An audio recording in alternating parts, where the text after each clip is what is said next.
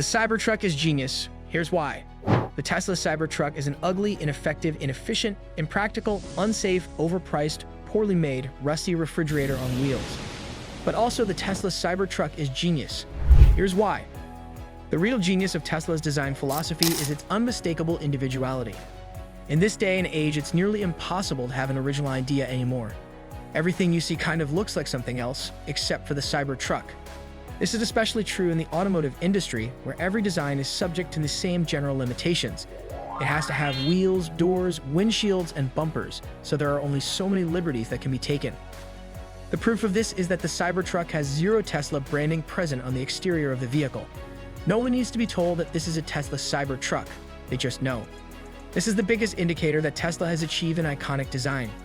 Even the most average, uninformed person who couldn't tell a Toyota Camry from a Kia Forte knows a Cybertruck when they see one. Now, some people might argue that making something so brutally ugly that it becomes an icon is not the same thing as iconic design. But it kind of begs the question, do we want our cars to be beautiful in the first place? This is especially true in the context of a pickup truck. This is not a piece of art made to be admired in a glass case. This is a metal box that I'm going to leave outside in my driveway. It's going to get rained on, soon on, birds are going to poop on it. I take it to the grocery store and people smash their carts into it. It gets scratched, faded, rusted, and 10 years later, I trade the car in for 1/10 the price that I paid in the beginning. The design philosophy behind the Cybertruck is exactly what we need to break this cycle. The Cybertruck makes no illusions about being a metal box on wheels. It doesn't hide behind paint. It dares people to smash carts into it and takes the hit like a champ. Sure, it might get a little rusty on the surface from time to time. It's a feature of having no paint job. Just hit it with a belt sander and buff it out. What are you going to do if Joe Rogan comes to your house and shoots your car with an arrow? Well, he can shoot my Cybertruck all he wants. It's called patina. It looks cool. Innovation. Of course, there is a lot more to the success of a vehicle than just its looks or lack thereof, depending on your opinion. The Cybertruck had a lot to live up to after its creator, Elon Musk, promised the moon for a seemingly impossibly low price. Did the Cybertruck deliver on those high expectations? No, but that also doesn't mean that the Cybertruck failed to innovate. It just took a more subtle path towards changing the game, one that we never even expected. For example, the four-wheel steer-by-wire system implemented on the Cybertruck is by far the most insane technological level up that has ever been done in the automotive industry, period. We've seen four-wheel steering in limited applications. We've seen steer-by-wire in even more limited applications. But Cybertruck is the first time we've ever seen what happens when you drop both systems into the one vehicle that stood to benefit the most from both of them, and then do it better than anyone has done before.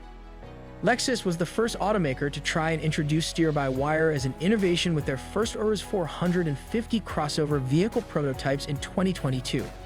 While the technology seemed to work well enough once people got the hang of it, reviewers were left wondering what purpose it served, having only made the car more difficult to drive and offering no tangible benefit. On the other hand, Tesla was the first automaker to introduce a yoke-style steering wheel with their Model S Plaid in 2021, which again worked well enough once drivers got used to it, but left pretty much everyone wondering just what purpose it really served, having only made the car more difficult to drive and offering, again, no real tangible benefit. General Motors fared a little better with their implementation of four-wheel steering on the 2022 electric Hummer, allowing the rear wheel to move in harmony with the front, giving the massive vehicle an uncanny level of agility. But even still, drivers would find themselves cranking a steering wheel from one extreme to the other to get the most benefit from the system. And this is where the Cybertruck swoops in and takes three half-baked ideas and combines them into one system that just makes sense. Here's how the Cybertruck steering system works. Each wheel is connected to a steering rack, one for the front wheels and one for the rear. Now, instead of being controlled by a mechanical steering column and pinion system, these racks are driven by electric motors.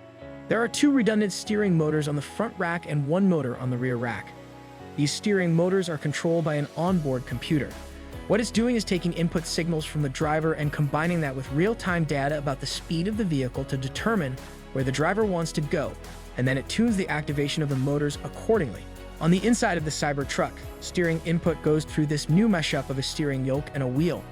Tesla calls it a squircle, like Squirtle, but with a C because it's more like a squared-off circle. It's an interesting choice on Tesla's part because, thanks to steer-by-wire, the squirrel never actually needs to be spun like a wheel. It only moves up to 180 degrees in either direction, so it alleviates the biggest problem with Tesla's steering yoke design from the Model S, because that vehicle still has a traditional mechanical steering system. So now we have a rectangle-shaped steering object that needs to be moved in a circular direction. It's like a square peg in a round hole. Doesn't make much sense. With steer-by-wire, the yoke design makes perfect sense. And yet, this was the moment when Tesla decided to compromise and bring back some elements of the wheel to create the squircle for the Cybertruck.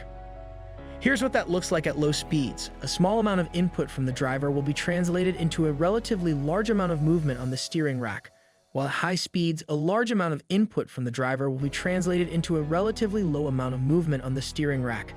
The same software algorithm is applied to the four-wheel steering operation. When the truck is moving at speeds below 40 miles per hour, the rear wheels will turn up to 10 degrees in the opposite direction of the front wheels. This effectively shrinks the wheelbase of the truck and tightens up the turning circle. The Cybertruck can turn a tighter circle than the Model S, which has essentially eliminated the biggest downside to pickup truck ownership. The only thing that the Cybertruck doesn't do is crank the rear wheels fully in the same direction as the front wheels at low speed, which would result in a diagonal crabbing movement, which is a special feature on the Hummer EV.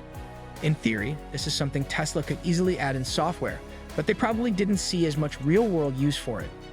And then for speeds above 40 miles per hour, the rear wheels will turn a very slight degree in the same direction as the front wheels. This will help to smooth out steering performance during slight maneuvers like lane changes, which is the one time when you do want the vehicle to move as sideways as possible. This is already a significantly more advanced approach than what Lexus has been testing out in their new crossover platform. The biggest complaint about the Lexus steer-by-wire system was essentially that they tried to maintain a linear steering profile, like with a mechanical system, but with the same reduction in steering input. So no matter what speed you are traveling in the Lexus, a small amount of steering input would turn the car a little, and a large amount of steering would turn the car a lot, making slight movements at high speed like a lane change into a very fine balance between the right amount of steering input and way too much. I'm going to let you in on a little marketing secret here. I was in the room with Elon Musk when he first came up with the Cybertruck design, and I'm going to tell you that Elon was not trying to design the perfect pickup truck. He was trying to hack the manufacturing process. He was not prioritizing strength, durability, or aerodynamics. Elon was making a truck that would piss people off, and it's one of the most genius marketing decisions of the century, because if there's one thing that we've learned from social media over the past decade, it's that people love to be outraged. Love it much more than they could enjoy being satisfied. I don't know why that is. I'm not a psychiatrist, but Elon Musk figured out a way to capitalize on this new feature of society. I mean, he bought the website where people go to complain about Elon Musk, his money, and his products, and they still use the website. Not only do people pay Elon Musk to complain about Elon Musk, but they also advertise his products for him for free. Because no publicity is bad publicity. This is 100% true in business. Just look at Twitter or X or whatever. The more time the media spends trying to bash the website and tell the world that it is failing, the more user activity the website attracts. And speaking of which, you thought I was lying about the Cybertruck thing. But why do you think Elon changed the name from Twitter to X? To piss people off, and it worked. So the more people froth at the mouth to pull a gotcha moment on the Cybertruck by talking about how the battery dies after an hour of driving, or it gets stuck in the snow, or the mirrors fall off, or the body starts to rust out almost instantly after you get it wet. As true as those stories might be, they are only helping Elon to make his truck famous. Share in the comments. Please like this video, subscribe to our channel, and hit the notification bell to never miss an update. See you in the future video, and thanks for watching.